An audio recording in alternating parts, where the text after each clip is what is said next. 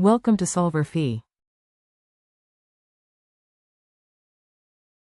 Hello students, in this question in the first part, a decrease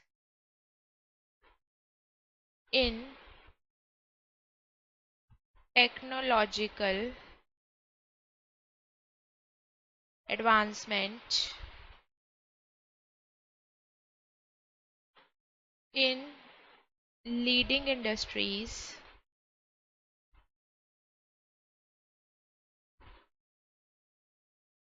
this factor too unlikely to have a significant impact on worldwide and global supply chains. B. The COVID-19 global pandemic. This is the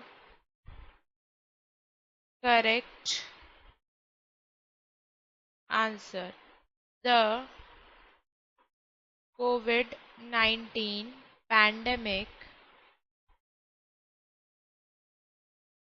has caused widespread disruption to the global trade. I hope this video is useful for you. Thank you.